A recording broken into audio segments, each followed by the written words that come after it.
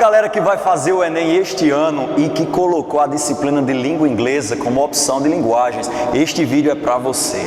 Olha só, você sabia que você não precisa ser fluente em inglês para poder fazer essas questões? Verdade, você não precisa. Você, como falante da língua portuguesa, você já tem automaticamente 20% de cognatos entre essas duas línguas. Sabe o que é cognato?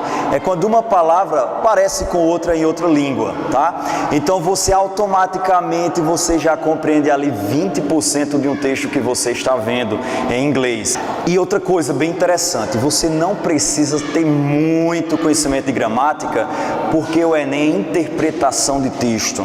Então você vai ter lá aquele textinho, você vai dar aquela lida que eu já vou te dar algumas dicas de como fazer e você vai conseguir se dar bem naquelas 5 questões de língua inglesa. Então uma coisa que você precisa saber é que a gente tem diversos gêneros textuais na nossa provinha de inglês. Então você precisa prestar atenção se o gênero é literário, se é jornalístico, se é poético. Isso porque você vai se deparar com poesias, com músicas, com matérias de jornais. Inclusive aqui eu deixo uma dica que o site BBC, lá da Inglaterra, todos os anos está caindo uma matéria daquele jornal. Então vale a pena você dar uma conferida nos jornais aí exteriores, tá? Tá, professor, e como é que eu vou fazer essa leitura se eu não sou fluente em inglês? Existem 2 técnicas de leitura em inglês, uma é a scanning, a outra é a skimming. Deixa eu tentar detalhar para você, resumidamente aqui, o que são essas 2 estratégias de leitura. No scanning, você vai dar uma olhada ali buscando onde que está o foco da pergunta. Você pode até começar pela pergunta, tá? E vai ali procurando. Exatamente, scanning significa escanear, até você encontrar a resposta dessa questão, tá?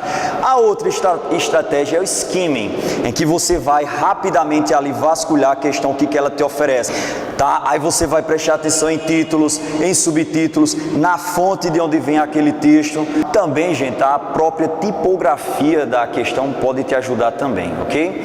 E aqui eu deixo uma dica que os falsos cognatos, você tem que prestar atenção aí para que isso não vá te atrapalhar, tá? Aquela palavra que vai ser muito parecida com o português, mas às vezes não tem nada a ver. Vale a pena você dar uma pesquisada nos falsos cognatos desses 2 idiomas e você vai lembrar na hora da prova, tá? Outra dica que eu deixo para você é que o Enem não é apenas linguagem verbal, você vai ver também linguagem não verbal naquela prova. Então você vai se deparar com imagens, com charges, gráficos, cartazes, quadrinhos, entre outros. Comece sua questão por ali, comece analisando toda a imagem, o que ela está te oferecendo, que você vai conseguir acertar essa questão. Essas são as mais fáceis de você responder, tá? Professor, e a gramática entra em algum lugar? Gente, a gramática ela vai ser importante para poder te dar um embasamento, para quando você ver aquelas frases, você entender a estrutura dela e você poder entender em que tempo aquela frase está aparecendo, a forma em que aquela frase está aparecendo. E falando de tempos verbais, 2 tempos verbais que são mais frequentes, Simple Past e Present Perfect.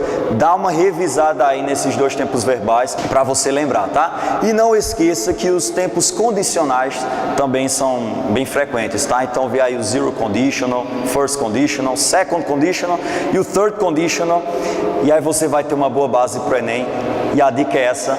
Olha, galera, quer mudar? Vem para cá!